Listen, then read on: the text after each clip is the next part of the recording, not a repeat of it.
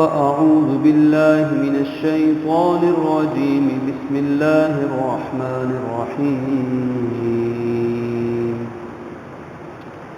ولن ترضى عنك اليهود ولا النصارى حتى تتبع ملتهم قل إن هدى الله هو الهدى ولئن اتبعت أهواءهم بعد الذي جاءك من العلم ما لك من الله من ولي ولا نصير صدق الله العظيم وصدق رسوله النبي الكريم. برادران اسلام،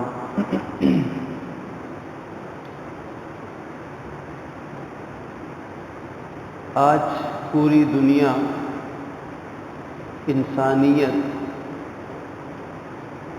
بالخصوص امت مسلمہ 1.5 ارب کے لگ بھگ مسلمان پوری دنیا میں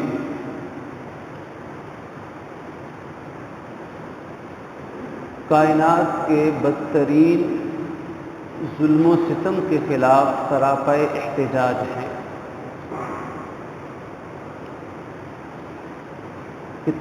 کم و بیش گزشتہ 3 ہفتوں سے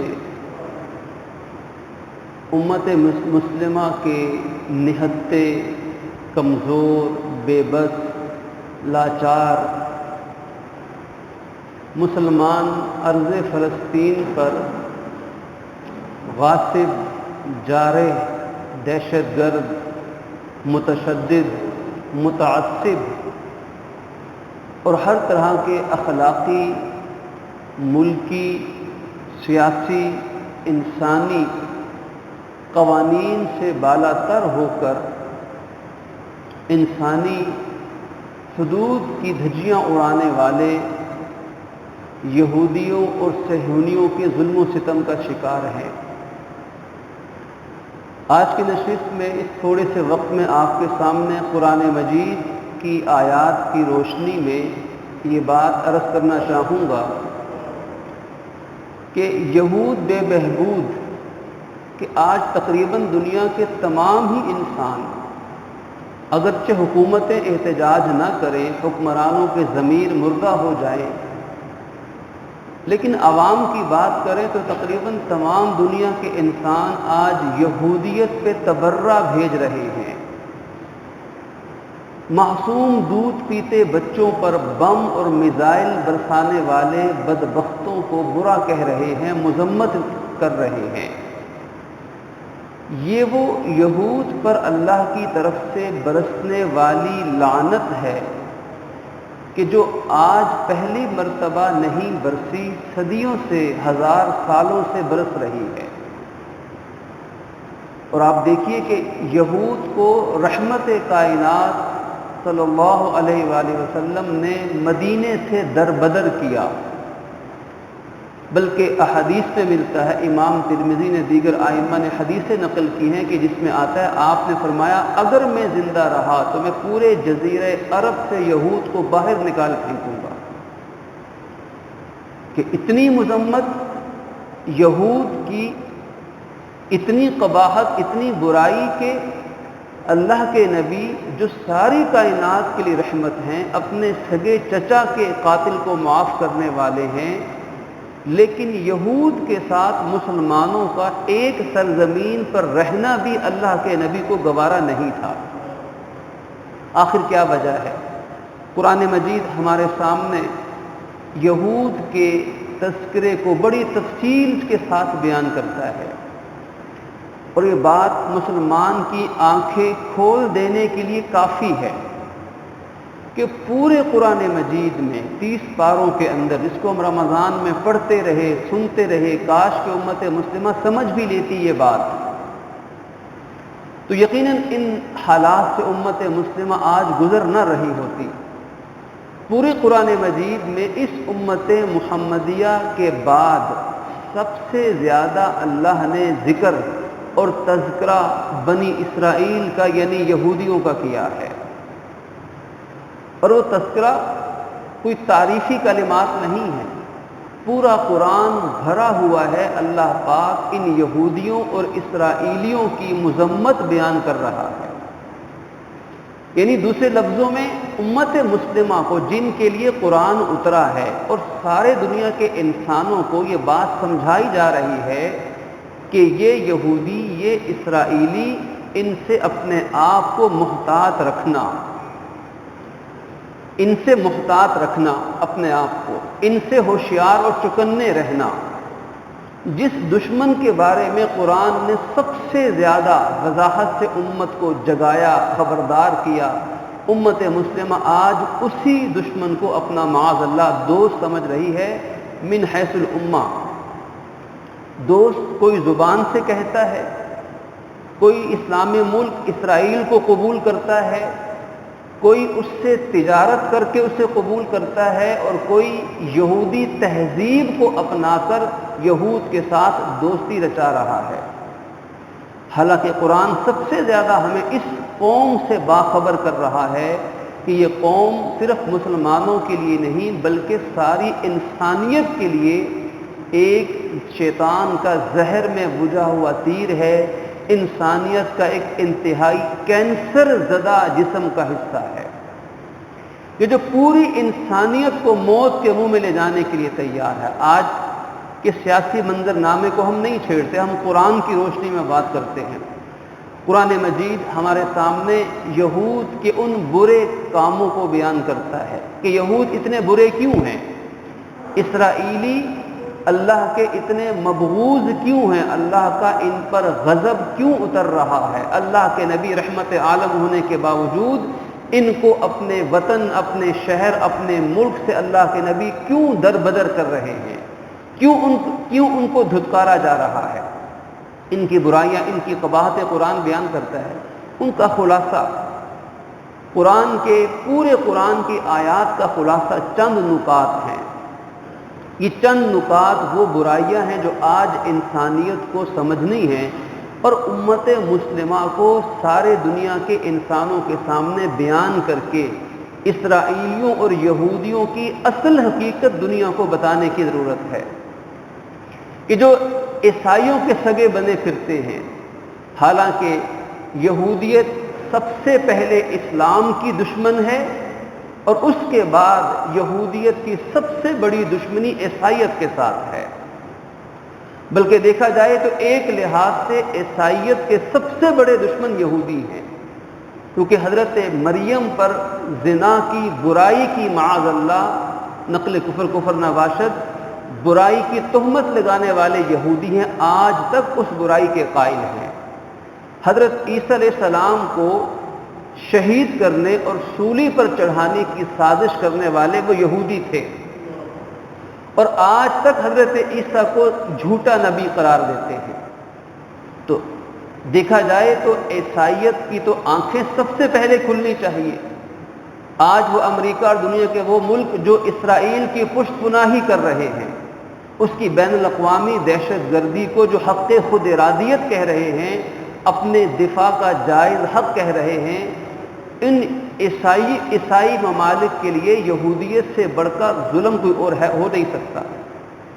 قرآن کہتا ہے ان کے اندر جو برائیاں تھیں، جس وجہ سے ان کی اللہ کی، رسول کی، انسانوں کی، فرشتوں کی، حتیٰ کہ کائنات کی ہر مخلوق کی ان پر لعنت ہے، پھٹکار ہے۔ ان کی برائیوں میں سب سے پہلی برائی یہ تھی اللہ اور اس کے رسول کے حکم سے تجاوز کرنا، اللہ اور اس کے رسول کی نافرمانی کرنا، یہ بنیادی ان کی پہلی برائی تھی۔ اب ان پر آیات پیش کریں تو کئی گھنٹے لگ جائیں، ہم قرآن اٹھا کر پڑھ لیں۔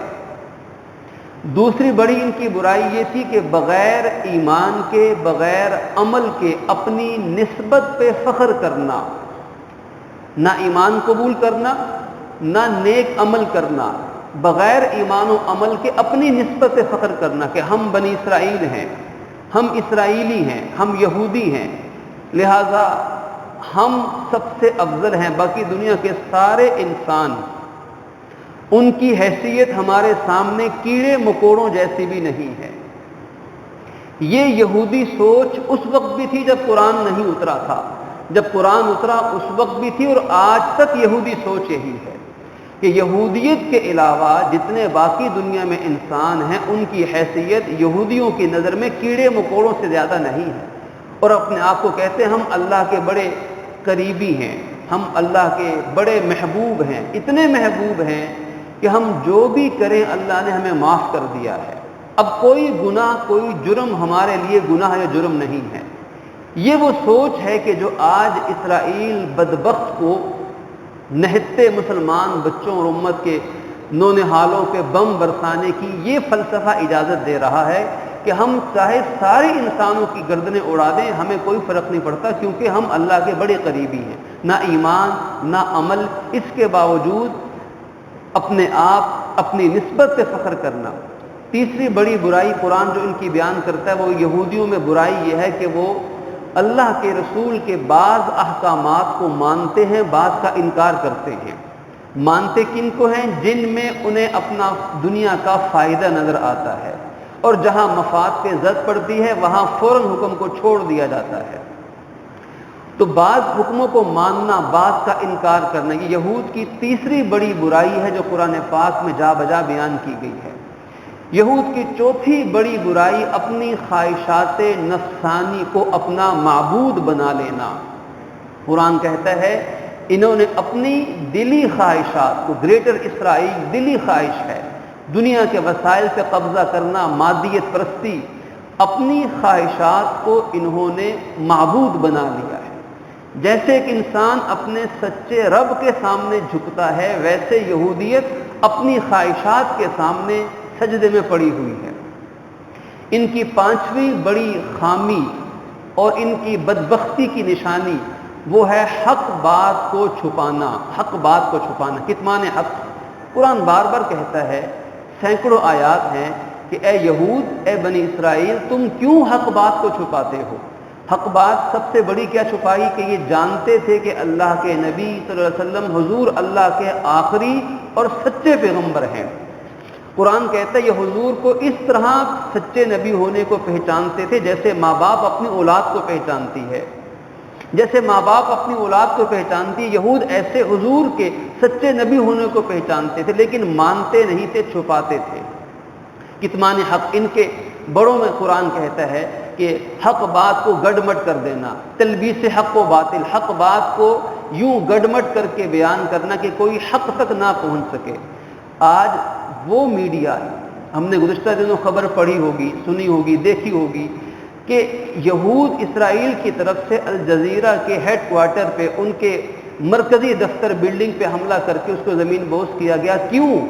کہ کہیں دنیا کو ان کے جرائم پتہ نہ چل جائیں، حق بات کو چھپانے کی نیت سے۔ آج دوست شکوہ کرتے ہیں کہ یوٹیوب کے اوپر، فیس بک کے اوپر کوئی ہم خبر چلائیں، اس کے خلاف کوئی کمپین، کوئی مہم چلائیں تو ہمارے اکاؤنٹ ڈیلیٹ کر دیے جاتے۔ کیوں؟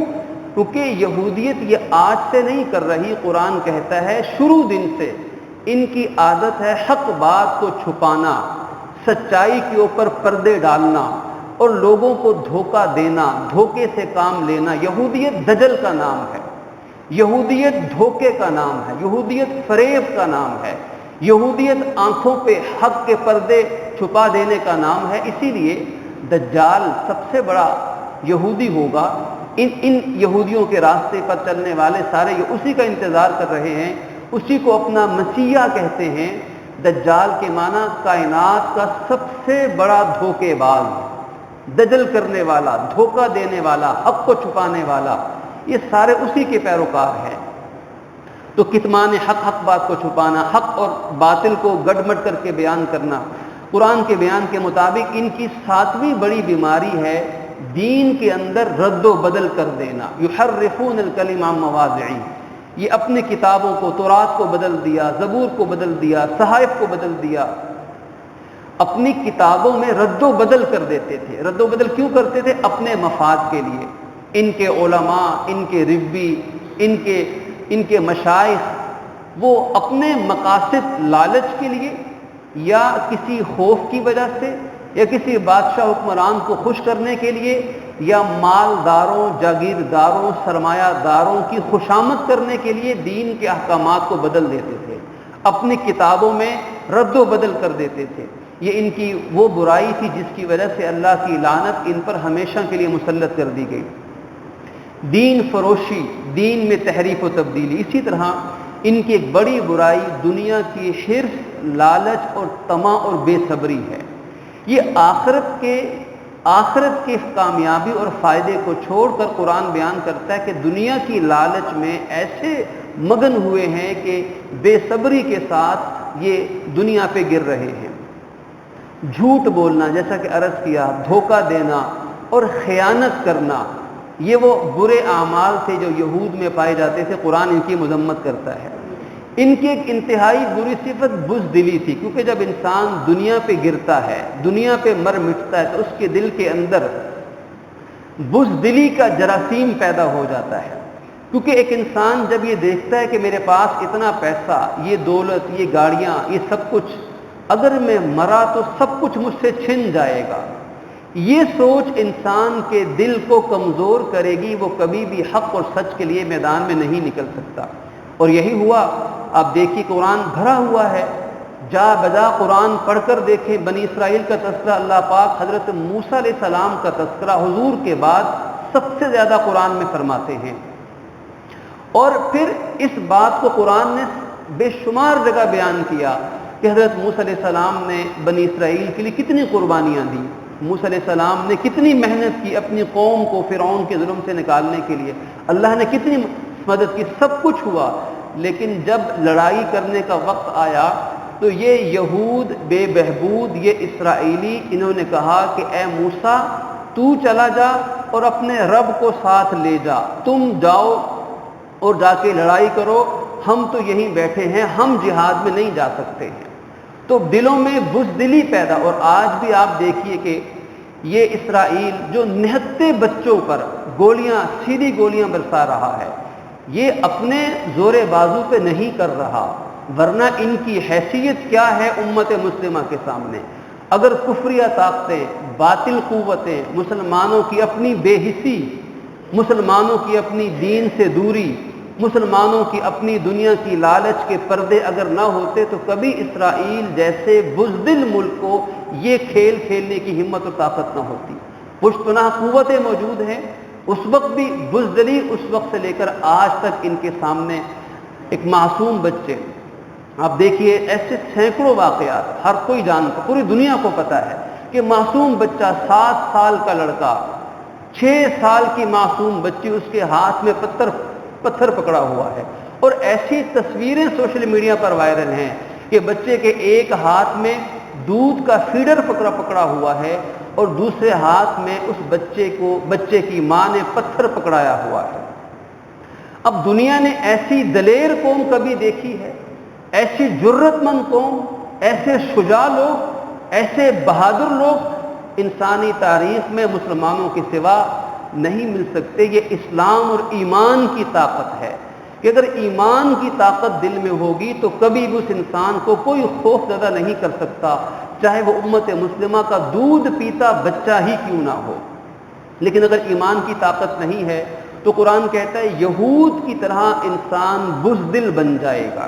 یہ بزدل تھے، موسیٰ تو جا، تیرا رب جا، ہم تو یہاں بیٹھے ہیں، ہم نے نہیں لڑنا ہے۔ یہ مصر والے تو بڑے بہادر تھے، قرآن تاریخ بیان کرتا ہے۔ تو بزدلی، کم ہمتی، لالچ دنیا، ان کی تاریخ میں یہ بات موجود ہے۔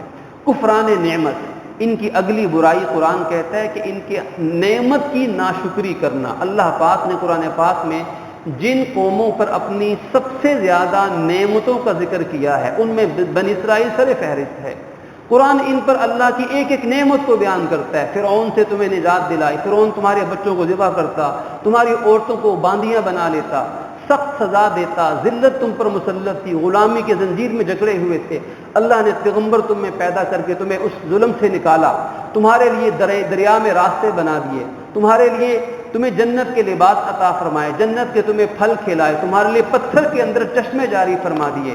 بے شمار نعمتیں قرآن بیان کرتا ہے، ساتھ ساتھ یہ بھی بیان کرتا ہے کہ جتنی ان پر اللہ کی نعمتیں نازل ہوتی گئیں یہ اتنے ناشکرے اور ناقدرے بن کے سامنے آتے رہے۔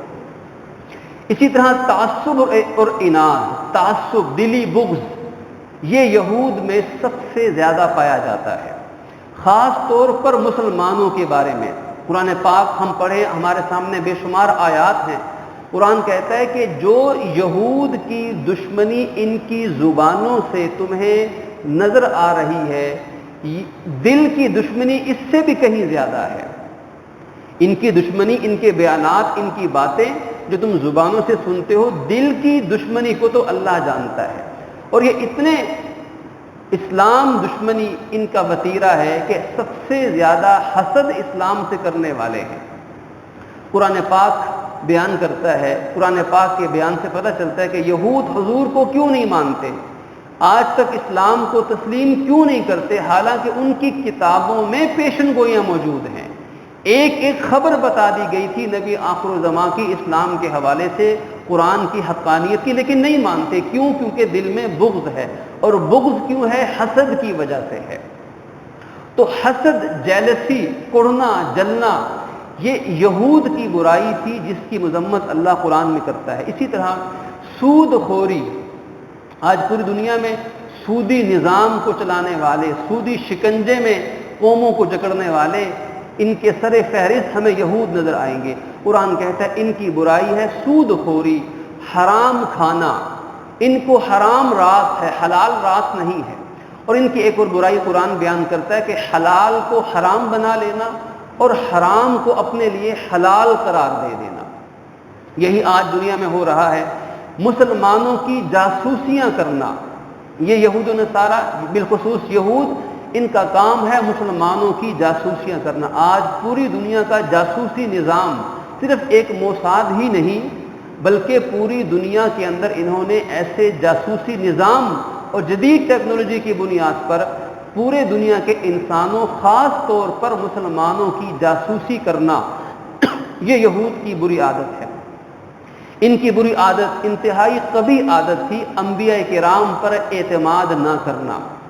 یہ وہ ایسے شکی مزاج قسم کے لوگ تھے کہ جو اپنے نبیوں پر بھی بھروسہ کبھی نہیں کرتے تھے۔ حضرت موسیٰ علیہ السلام کوہ طور پر چلے گئے، کچھ دن وہاں زیادہ لگ گئے، انہوں نے پیچھے سے، سامریت ان میں اٹھتی ہے، سامری جادوگر حضرت موسیٰ علیہ السلام سے انہیں بدگمان کر دیتا ہے کہ تم کس موسیٰ کے پیچھے لگے ہو، پتہ نہیں موسیٰ جس خدا کی بات کرتا ہے وہ حقیقت میں ہے کہ نہیں ہے۔ بدگمانی پیدا کی اور غیبت شروع کر دی، اور وہیں سے ان میں شرک کے جراثیم پیدا ہو گئے۔ تو انبیاء پر اعتماد نہ کرنا، انبیاء کی توہین کرنا، انبیاء کی مخالفت کرنا، اور مخالفت سے بڑھ کر نبیوں کو شہید کرنا۔ بعض روایات سے پتہ چلتا ہے کہ ایک ایک دن میں یہودی 70 انبیاء کو شہید کرنے والی قوم ہے۔ اور ظاہر ہے کہ وہ ایک علاقے میں نہیں، کیونکہ قرآن کا مطالعہ بتاتا ہے کہ اللہ نے نبیوں کو بھیجا 1,24,000 کم و بیش، قرآن و حدیث سے یہ تعداد پتہ چلتی ہے۔ اب ظاہر ہے کہ ایک وقت میں کئی نبی دنیا میں ہوں گے، مختلف علاقوں میں، مختلف خطوں کے اندر۔ اب بنی اسرائیل قوم سب سے بڑی پھیلی ہوئی قوم تھی، تو بنی اسرائیل میں ایک وقت میں سینکڑوں نبی بھی ہو سکتے ہیں، لیکن یہ وہ بدبخت قوم تھی جو ایک ایک دن کے اندر کئی نبیوں کو شہید کرنے والی قوم تھی۔ اور پھر ان کی ایک بری عادت یہ تھی کہ یہ دوسروں کو تو نصیحت کرتے تھے، خود عمل نہیں کرتے تھے۔ اور قرآن کہتا ہے کہ اپنے گناہوں پر فخر کرتے تھے، بے سند باتوں کو، خوش فہمیوں کے اندر مبتلا رہتے تھے۔ اسی طرح باہمی قتل و غارت، ان کے اندر باہمی جھگڑے، قتل و غارت تب سے لے کر آج تک چل رہی ہے۔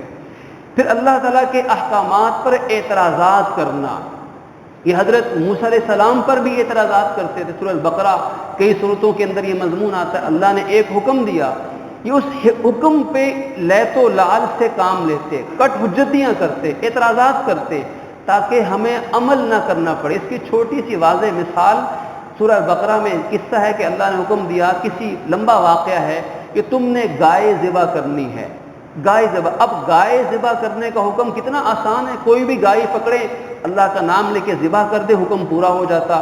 لیکن انہوں نے اعتراضات شروع کر دیے، گائے کیسی ہونی چاہیے، عمر کتنی ہو، رنگت کیسی ہو، ہل جوتتی ہو کہ نہ ہو، بوڑھی ہو، جوان ہو، کیا ہو، بے شمار اعتراضات یہ کرتے چلے گئے۔ ایک واضح مثال، اسی پر سورہ البقرہ کا نام سورہ البقرہ رکھا گیا ہے۔ کہ اللہ کے حکموں پر اعتراضات کرنا، نبی کے احکامات پر اعتراضات، اشکالات پیش کرنا.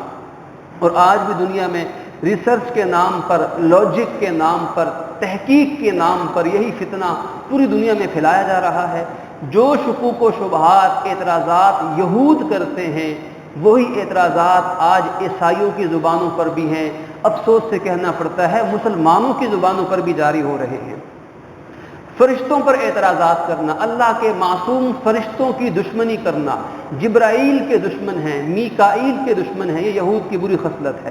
اسی طرح جادو، سحر، جادو ٹونا، یہ بنی اسرائیل کی رگ و پے میں یہ عادت پڑی ہوئی تھی کہ جادو، سحر، تعویذ، گنڈے، یہ ساری برائیوں کا جو مرکز ہے وہ یہودی ہیں. اور ان کے دل سخت ہو گئے ان برے کاموں کی وجہ سے، ان کے دل سخت ہو گئے. ان کے دلوں کے اندر اللہ نے منافقت پیدا کر دی، ان کے اندر شرک کی بیماریاں پیدا ہو گئی، ان کے اندر کفر کی عادت پیدا ہو گئی. یہ کم و بیش تقریباً 35 سے 40 کے قریب آپ کے سامنے یہود کی وہ بیماریاں، یہود کی وہ برائیاں بیان کی گئیں. ان برائیوں کی وجہ سے ہمیں حکم ہے ہر نماز کے اندر ہم دعا مانگتے ہیں کہ یا اللہ ہمیں گمراہ اور اپنے مبغوض بندوں کے راستوں سے ہمیں بچانا. یعنی یہ جتنی برائیاں ہیں اور اس طرح کی اور بھی بہت سی ہیں، ان برائیوں سے بچنے کی دعا میں اور آپ ہر مسلمان اپنی نماز میں اللہ سے ہر نماز میں مانگتا ہے. کبھی امام کی ترجمانی کے ساتھ، کبھی خود پڑھ کر. مطلب کیا ہے کہ یا اللہ ہمیں ان برائیوں سے بچا لیجئے، ہمیں ان برائیوں پر چلنے والے یہود و نصارہ کی برائیوں سے ہمیں بچا لیجئے، ہم نہیں چلنا چاہتے. تو آج امت مسلمہ کی حالت دیکھیے کہ امت مسلمہ کا اصل دولت اور سرمایہ یہودیوں کے خفیہ بینکوں کے اندر پڑا ہوا ہے. مسلمانوں کی بندرگاہیں یہودیوں کے قبضے میں ہیں. مسلمان ہر مشورہ کرنے سے، فیصلہ کرنے سے پہلے یہود و نصارہ سے مسلمان حکمران مشورہ لینے کے لیے، ڈکٹیشن لینے کے لیے قرآن کی زبان میں یسارعون، بڑی تیزی کے ساتھ وہاں پہنچ کر ان سے ہدایات لے کر اپنے ملکوں میں مسلمان نافذ کر رہے ہیں. جو یہود کہیں گے مسلمان حکمرانوں کی زبان پر وہی جاری ہو جائے گا. حالانکہ قرآن نے تو یہود سے بچنے کی تاکید ہمیں سب سے زیادہ کی تھی، لیکن حالات جس رخ پہ چل رہے ہیں، ان موجودہ حالات کے اندر اللہ نے چاہا تو انشاءاللہ فلسطین بھی آزاد ہوگا، انشاءاللہ مسجد اقصی بھی آزاد ہوگی، انشاءاللہ دجالیت اپنی موت آپ مرے گی. یہ بزدل یہودی انشاءاللہ کلمہ گو اللہ کے نبی کی سچی امت کا وقتی طور پر تو نقصان کر رہے ہیں جانی اور مالی، لیکن نتیجے کے طور پر، انجام کار کے طور پر انشاءاللہ جیسے انہیں آج تک ہزاروں سال کی تاریخ میں ہمیشہ ذلت، رسوائی اور ناکامی کا سامنا کرنا پڑا ہے، انشاءاللہ آئندہ بھی یہی ذلت چاٹنی پڑے گی انشاءاللہ. لیکن ہمیں اس پہ تو کوئی شک نہیں کہ انشاءاللہ فتح ہمیشہ اہل حق کی ہوگی، اہل ایمان کی ہوگی، سچے مسلمانوں کی ہوگی. مظلوم ہمیشہ ظالم پہ انشاءاللہ اللہ کی مدد سے فتح یاب ہوا کرتا ہے. مسئلہ یہ نہیں ہے، مسئلہ یہ ہے کہ امت مسلمہ کب ان چیزوں کو سمجھے گی. یہ برائیاں جو اللہ نے یہود کی بیان کی، آج امت مسلمہ کے اندر یہ برائیاں موجود ہیں. اللہ کے نبی نے جزیرہ عرب سے تمام یہودیوں کو باہر نکال پھینکنے کا حکم اس لیے دیا تھا کہ کہیں یہودیوں کے ساتھ رہ کر میری امت کے اندر بھی یہ برائیاں نہ پیدا ہو جائیں. اللہ کے نبی پیشن گوئی کر گئے تھے کہ تمہارے اندر بھی وہ برائیاں پیدا ہو جائیں گی جو یہودیوں کے اندر ہیں. جیسے دو جوتے ایک جیسے ہوتے ہیں، اگر کسی یہودی نے اپنے مقدس رشتے کے ساتھ بھی برائی کا ارتکاب کیا تو تم بھی کرو گے.